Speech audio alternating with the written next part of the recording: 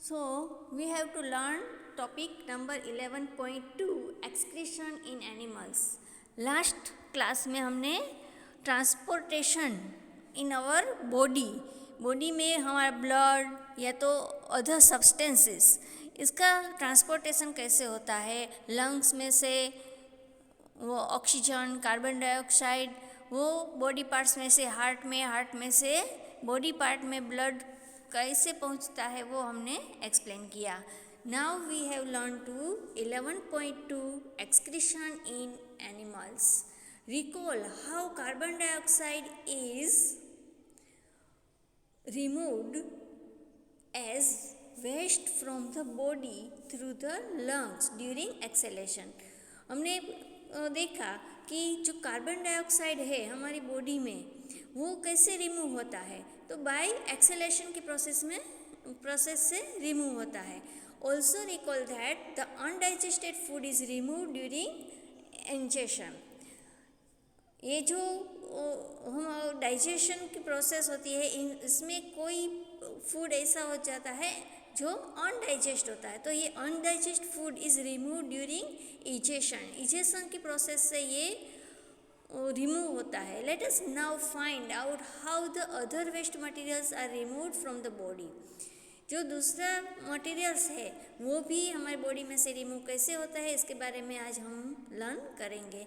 You may wonder where this unwanted materials come from. ये unwanted materials कहाँ से आते हैं वो हम देखेंगे. When our cells perform their functions, हमारे बॉडी के जो सेल्स होते हैं वो अपने अपने फंक्शंस करते हैं, है ना. हर एक सेल है उसका एक ही फंक्शन नहीं है, अलग अलग सेल का अलग अलग फंक्शंस है. Certain waste products are released. कोई सेल्स का फंक्शन किया है कि वो जो वेस्ट प्रोडक्ट्स है उसको रिलीज़ करना है. सेल का वही फंक्शन है कि वो जो कोई वेस्ट प्रोडक्ट है हमारी बॉडी में उसको रिलीज़ करते हैं. These are toxic and hence need to be removed from the body. ये जो अनवांटेड है वो वेस्ट प्रोडक्ट्स हैं जो हमारी बॉडी में रिलीज़ होता है वो टॉक्सिक है. टॉक्सिक मतलब हमारे लिए हार्मफुल है और इसको बाहर निकालना ज़रूरी है. It is need to be removed from the body. The process of removal of waste is produce in the cells of the living organism is called excretion. ये एक्सक्रीशन की डिफाइन है. The process of removal of waste products. The process of removal of waste produce in the cells of the living organism is called excretion.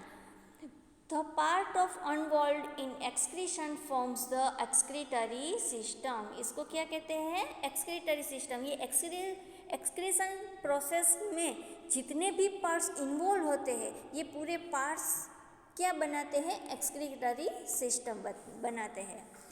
Now excretory system in humans में excretory system है वो कैसी होती है इसके बारे में हम देखेंगे.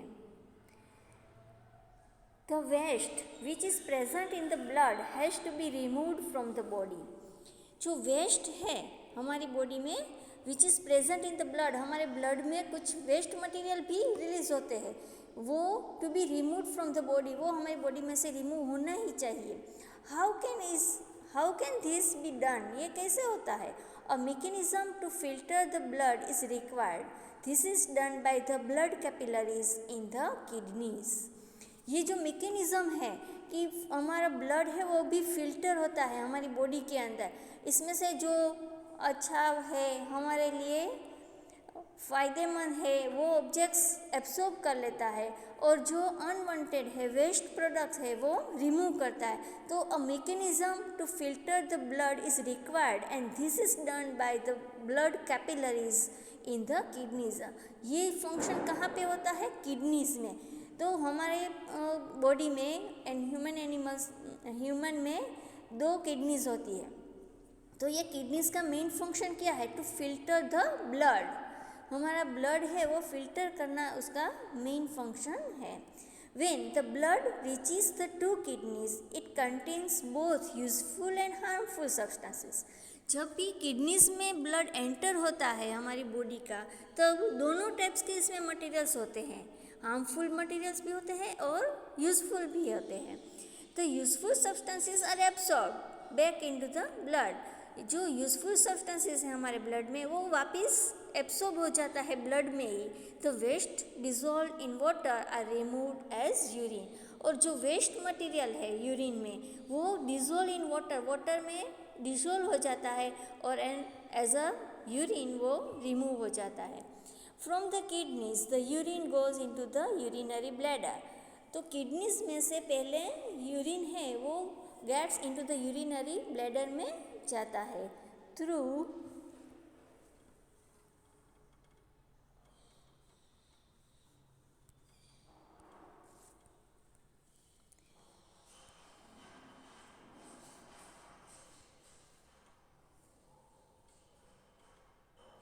यहाँ आप पिक्चर देख रहे हो, ये किसका है? फिगर 11.6 है, ह्यूमन एक्सक्रीटरी सिस्टम. यहाँ ह्यूमन एक्सक्रीटरी सिस्टम का फिगर है.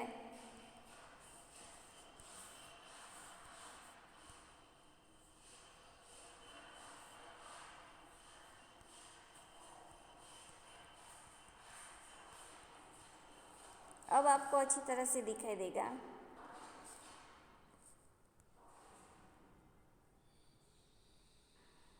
यहाँ किडनी है, दोनों साइड है, मतलब 2 किडनीज, यूरेटर, फिर urinary bladder, urethra and urinary opening.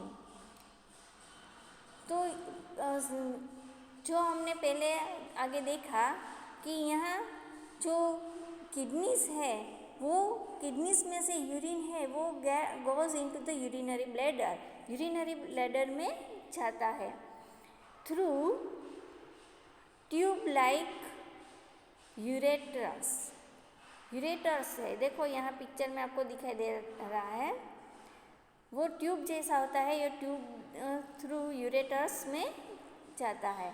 It is stored in the bladder and is passed out through urinary opening at the end of muscular tube called urethra.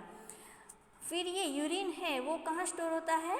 In the bladder and is passed out, और वहाँ से urinary bladder में से passed होता है urinary opening at the end of the muscular tube called urethra. The kidneys, ureters, bladder and urethra from the excretory system. ये जो parts है इससे एक्सक्रीटरी सिस्टम बनती है. इसका मतलब एक्सक्रीटरी सिस्टम में इतने जो पार्ट्स है वो पार्ट लेते हैं, kidneys, ureters, bladder and urethra. An adult human being normally passes about 1 to 1.8 liter of urine in 24 hours. The urine consists of 95% water. जो एडल्ट मैन है इसमें वो 24 आवर्स में 1 litre to 1.8 litre of urine है वो passes करते हैं. तो यूरिन कंसिस्ट ऑफ 95% वाटर. हमारा जो यूरिन है इसमें 95% वाटर है, 2.5% यूरिया है एंड 2.5% अदर वेस्ट प्रोडक्ट्स होते हैं. ये बहुत ही इम्पोर्टेंट है. We have all experience that we sweat on a hot summer day. हमें सबको मालूम है कि समर डेज में हमें बहुत ही स्वीट होता है, पसीना होता है ना. तो ये भी क्या है? One type of waste material है, हमारी बॉडी का वेस्ट मटेरियल है.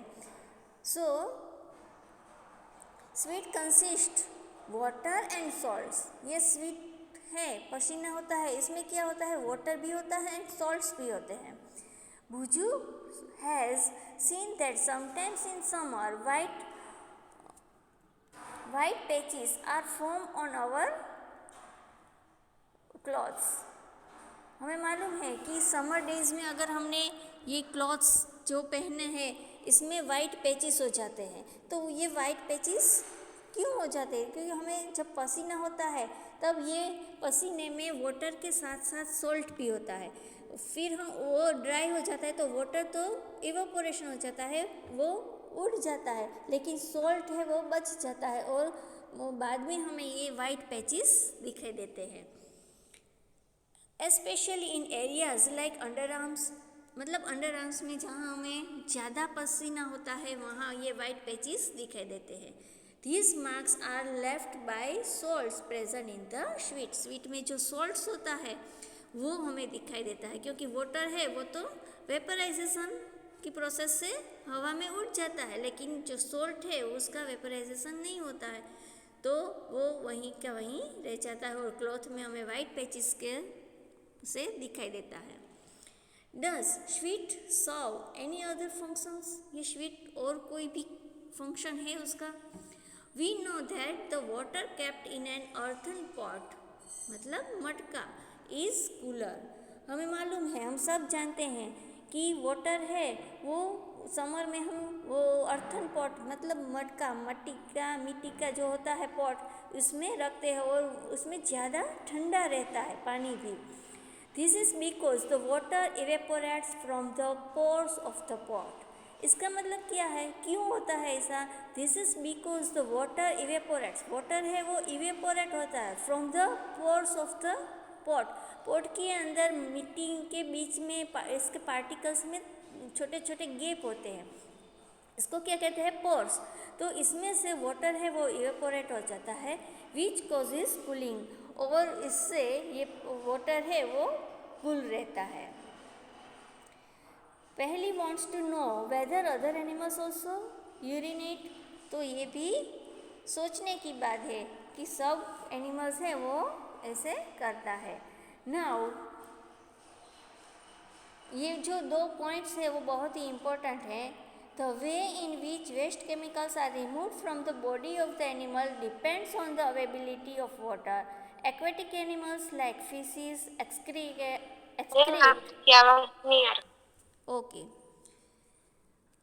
Aquatic animals like fishes excrete cell waste as ammonia, which directly dissolves in water. Some land animals like birds, lizards, snakes excrete as semi-solid, white-colored compound मतलब uric acid. The major excretory product in humans is urea. तो humans में सबसे ज़्यादा excretory product कौन सी है? Urea. और हर animals वो चाहे एक्वेटिक एनिमल्स हो या बर्ड्स हो, सब ये एक्सक्रीटरी सिस्टम सब में होती है। समटाइम्स अ पर्सन्स किडनीज में stop working due to infection और इंजरी। कभी कभी आपने सुना होगा कि किसी कोई है उसका वो किडनी है वो उसका वर्किंग स्टॉप हो गया है या तो डैमेज हो गई है उसकी किडनी। तो as a result of kidney failure waste product start accumulating in the blood. तो किडनीज फेल होने के कारण क्या होगा, जो वेस्ट मटेरियल है वो बॉडी में ही रहेगा, बाहर नहीं निकल सकता। Such persons can not survive unless their blood is filtered periodically through an artificial kidney. This process is called dialysis. और इसके ऑप्शन में क्या करते हैं कि डायलिसिस की प्रोसेस करते हैं, जिससे हमारी बॉडी में जितना भी वेस्ट मटेरियल है जो किडनी थ्रू रिमूव नहीं हो रहा है वो ये डायलिसिस की प्रोसेस से रिमूव होता है।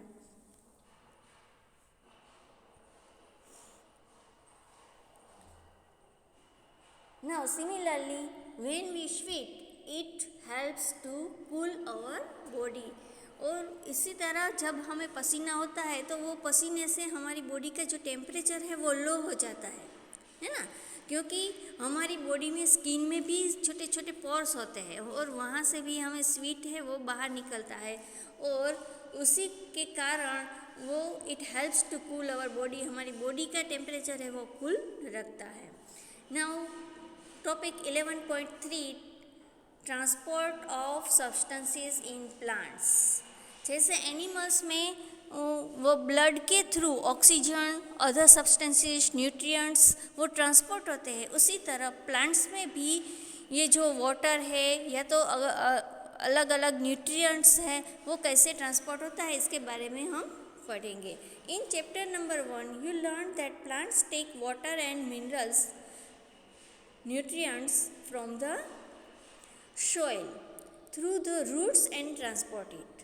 फर्स्ट चैप्टर में हमने देखा कि प्लांट्स में वाटर मिनरल एंड न्यूट्रिएंट्स वो रूट्स के थ्रू वो ट्रांसपोर्ट होता है एंड कहाँ तक पहुँचता है, तो रूट से लीव्स तक वो पहुँचता है।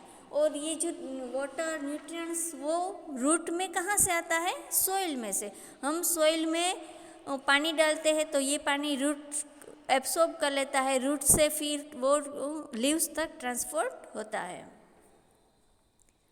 The leaves prepare food for the plant, और लीव्स क्या करता है, प्लांट के लिए फूड है वो प्रिपेयर करता है।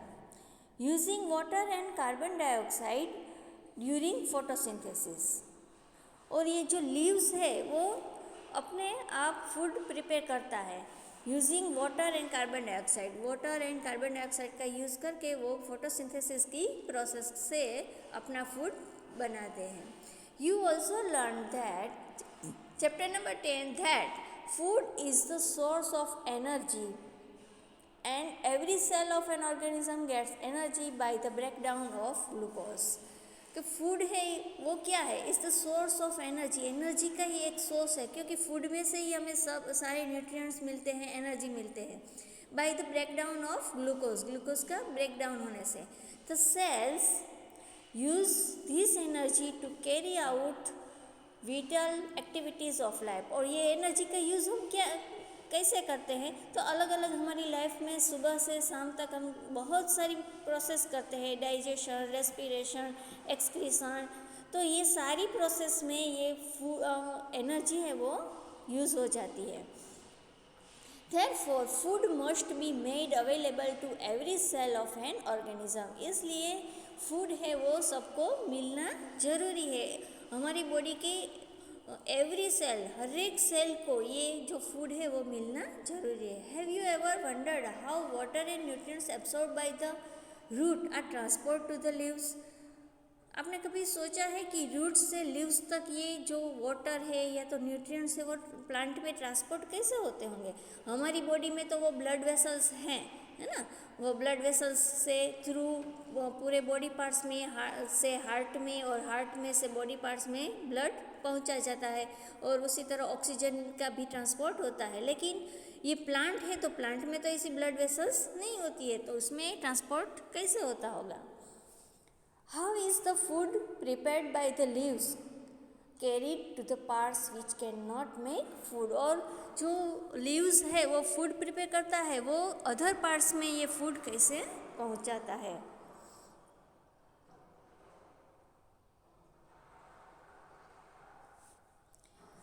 Now transport of water and minerals. Water and minerals का ट्रांसपोर्ट प्लांट में कैसे होता है? Plants absorb water and minerals by the roots. Plants है वो वाटर एंड मिनरल्स को एब्जॉर्ब कर लेते हैं, कैसे? रूट्स से। The roots have root hair, और रूट से पास वो छोटी छोटी डंडी जैसा होता है, उसको क्या कहते हैं? Root hair. The root hair increases the surface area. जो रूट हेयर है वो क्या करता है?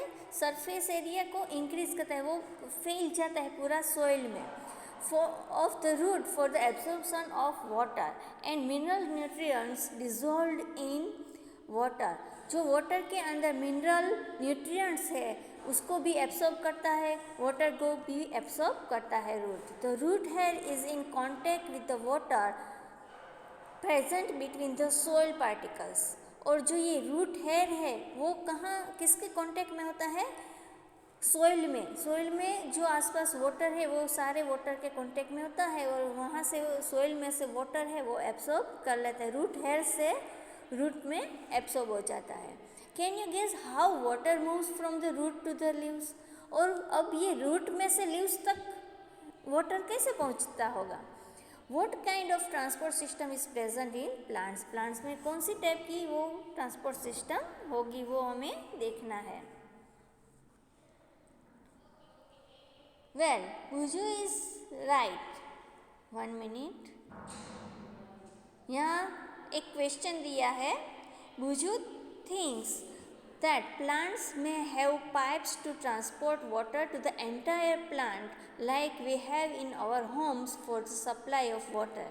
जैसे हमारे घर में नीचे से पानी ऊपर तक पहुंचाने के लिए वो पाइप होता है, उसी तरह का पाइप क्या प्लांट में है, ऐसा वो बुजू है वो सोचता है. Well, Buju is right. Plants have pipe-like vessels in transport water and nutrients from the soil. हमारी बॉडी में जैसे ब्लड को पहुंचाने के लिए ब्लड वेसल्स होते हैं, उसी तरह प्लांट में क्या होता है, plants have pipe like vessels to transport water and nutrients from the soil. Soil में से ये न्यूट्रिएंट्स और वाटर को ट्रांसपोर्ट करने के लिए पाइप लाइक वेसल्स होती है. The vessels are made of special cells forming the vascular tissue. ये जो वेसल्स है वो स्पेशल सेल्स से बनी होती है. forming the vascular tissue. A tissue is a group of cells.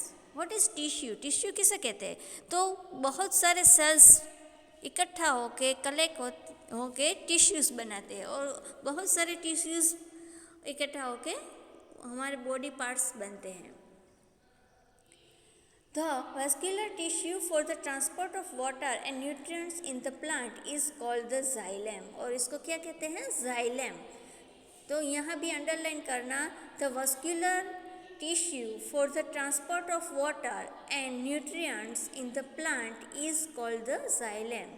तो इसको क्या कहते हैं? xylem कहते हैं. ये जो हमारी बॉडी में दो टाइप्स के ब्लड वेसल्स होते हैं ना, वेन्स और दूसरे का नाम आर्टरीज. तो आर्टरीज एंड वेन्स होती है हमारी बॉडी में ब्लड को ट्रांसपोर्ट करने के लिए.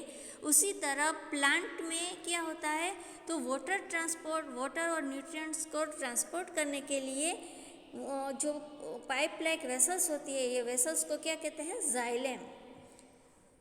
The xylem forms a continuous network of channels that connects roots to the leaves through the stem and branches and thus transports water to the entire plant. ये xylem है ना, वो continuous network बनाता है. कहाँ से? रूट से शुरू होकर लीव्स तक, प्लांट के लीव्स तक. इसमें फिर ब्रांचेस और स्टेम सब पार्ट्स उसमें आ जाते हैं, एंड सब को ट्रांसपोर्ट करते हैं. वाटर है वो सबको ट्रांसपोर्ट करता है. पहेली says her mother puts ladyfinger and other vegetables in water if they are somewhat dry. She wants to know how water enters into them. पहली क्या बोल रहे हैं कि her mother puts ladyfinger and other vegetables into water if they are somewhat dry. कभी कभी वो vegetables हैं वो ड्राई हो जाते हैं, तो हम इसको पानी में रख देते हैं, तो बाहर का जो पानी है वो ये जो वेजिटेबल्स है वो एब्सॉर्ब कर लेता है ना. You know that leaves synthesise food. हमें मालूम है कि लीव्स है वो फूड बनाता है. तो food has to be transported to all parts of the plant. अब ये जो फूड है, रूट में से वाटर और मिनरल्स तो जाइलम से थ्रू सारे प्लांट में पहुंचा जाता है, लेकिन जो लीव्स है वो ही फूड बनाता है. तो ये फूड प्लांट में के सारे पार्ट्स में पहुंचाने के लिए और भी सिस्टम है इसमें. इसका नाम है, this is done by the vascular tissue called the phloem. इसको क्या कहते हैं? फ्लोएम. ठीक है. तो जैसे हमारी बॉडी में दो टाइप्स की ब्लड वेसल्स है, veins and arteries.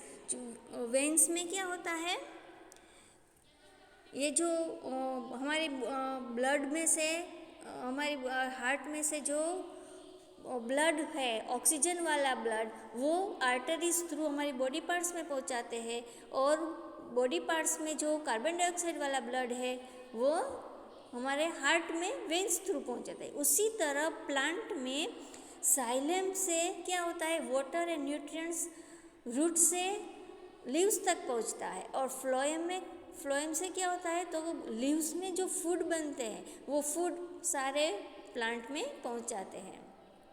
Thus, xylem and phloem transport substances in plants.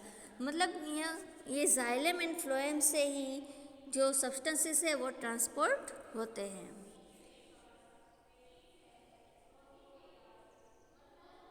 Activity 11.3. Take a large potato and peel off its outer skin. आपको क्या करना है, एक पोटैटो लेना है और इसकी जो स्किन है वो पील करना है. Cut one of its ends of make the base flat. उसका एक एंड है उसको फ्लैट से कट कर दो. Now make a deep and hollow cavity on the opposite side. और दूसरी साइड एक होलो कैविटी बनाओ. Fill half of the cavity with sugar solution and mark the level by inserting a pin in the wall of the potato. अब क्या करना है, इसमें fill the cavity with the sugar solution. इसमें sugar का solution, sugar डालकर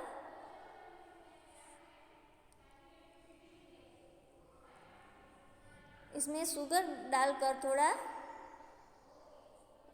उसमें mark करो and mark the level by inserting a pin in the wall of the potato. Put the potato into a dish containing a small amount of water. आपने figure में दिखाया है उसी तरह एक पानी में रखना है. Make sure that the level of water is below the level of the pin. ये याद रखना चाहिए कि पिन का जो लेवल है उससे नीचे वाटर का लेवल होना चाहिए. Allow the apparatus to stand for a few hours. थोड़े घंटों इसको ऐसे ही रखो. You would find an increase in the level of sugar solution. How did water get inside the potato? अब आप क्या देखोगे कि शुगर सॉल्यूशन का जो लेवल है ना, जितना आपने रखा था वहाँ आपने मार्क किया है, तो थोड़े घंटों बाद ये शुगर सॉल्यूशन का लेवल है वो ऊपर आ जाता है. How did water gets inside the potato. Potato में वो वाटर कहाँ से आया. For very short distances water can move from one cell to another. एकदम छोटा सा इसमें होल होता है तो इससे भी वाटर है वो एब्सॉर्ब हो जाता है. In the same way water reaches xylem vessels of the root from the soil. उसी तरह रूट में से वो लीव्स तक ये जो वाटर है वो पहुंच जाता है. यहाँ तक